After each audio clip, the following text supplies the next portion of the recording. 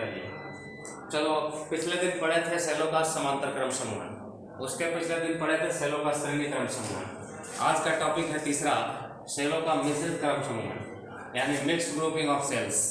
जब सेल्स को मिक्स करके जोड़ा जाए, मिक्स मतलब श्रेणी क्रम भी हो समांतर क्रम भी हो, दोनों एक साथ जुड़े तो कैसा रिजल्ट आएगा वो देखना है आज हम लोगों को। एक लाइन लिखा गया ऊपर में कि बाह्य परिपथ में यदि अधिकतम धारा प्राप्त करना चाहते हैं तो सेलों को मिश्रित क्रम में जोड़ा जाता है। अधिकतम धारा प्राप्त करना है तो धारा का मान हाईएस्ट प्राप्त करना हो कि जो धारा आई बहे इस आर प्रतिरोध से, बाह्य प्रतिरोध से, ये जिसका हाईएस्ट वैल्यू मिले आई का, उसके लिए सेलों को श्रेणी क्रम में ना जोड़ के समांतर क्रम में ना जोड़ के मिश्रित क्रम में जोड़ें, जैसा कि यहाँ जोड़ा गया।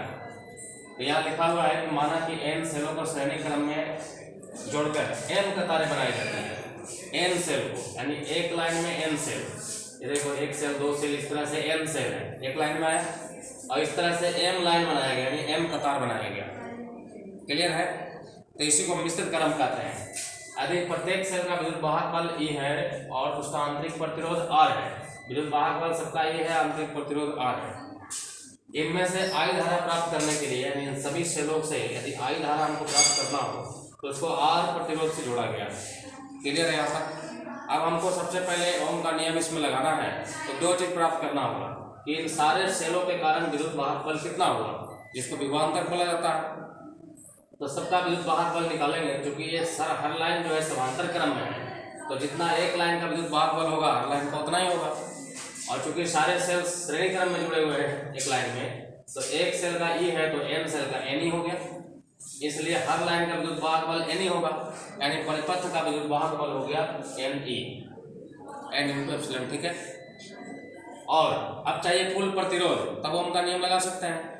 अब इस पूरे परिपथ का टोटल प्रतिरोध कितना है तो पहले एक लाइन में देखते हैं। ये जितने R प्रतिरोध है, आंतरिक प्रतिरोध, सब श्रेणी क्रम में जुड़े हैं, तो टोटल इसका प्रतिरोध कितना होगा NR है ना, एक लाइन का कुल प्रतिरोध NR। तो वही लिखा है कि एक कतार में कुल प्रतिरोध NR है, और इस तरह से टोटल कितने कतार है M कतार, और सब समांतर क्रम में जुड़े हुए हैं। तब समांतर क्रम का फॉर्मूला लगा करके इन सब का कुल प्रतिरोध निकाल लेंगे, और वो R के साथ श्रेणी क्रम में जुड़ा हुआ है तो उसमें R जोड़ देंगे तो कुल प्रतिरोध मिल जाएगा। क्लियर है? चलिए यहीं पर अभी यहाँ तक तो लिख दिए थे नीचे कि कुल प्रतिरोध टोटल कितना कतार है, M कतार है, और हर कतार में NR प्रतिरोध है, और हर कतार जो है पैरेलल समांतर क्रम में जुड़ा हुआ है। तो समांतर क्रम में कुल प्रतिरोध कर दिया हम। हाँ, और सेलों का कुल प्रतिरोध R' के लिए ये जितने सेल लगे हुए हैं ये सबका कुल प्रतिरोध चाहिए। तो एक लाइन का प्रतिरोध हम लोग देख लिए कि NR आया, इस तरह से हर लाइन का प्रतिरोध NR आएगा, NR। और ये कितने लाइन है M लाइन्स, और सब समांतर क्रम में जुड़े हुए हैं, तो उसका कुल प्रतिरोध निकालने के लिए मान लीजिए कुल प्रतिरोध R' है, तो 1/R' बराबर 1/NR plus 1/NR plus 1/NR कितने बार लिखेंगे M बार। तो जब M बार लिखे तो M से डायरेक्ट गुना कर दिया M/NR, अब इसका उल्टा कर दिया तो R' मिल गया, NR ऊपर चल गया, नीचे आ गया। ये हो गया कुल प्रतिरोध सेलों का, और उसके साथ एक बाह्य प्रतिरोध R जुड़ा हुआ है श्रेणी क्रम में, इसलिए परिपथ का कुल प्रतिरोध तो ये R' और प्लस वो वाला R' का वैल्यू रख दिया। ये मेरा कुल प्रतिरोध निकल गया, कुल विद्युत वाहक बल N निकाले थे। अब ओम का नियम लगाएंगे तो ओम का नियम होता है I बराबर कुल विद्युत वाहक बल बटा परिपथ का कुल प्रतिरोध। अब दोनों का वैल्यू रख देना यहाँ पे।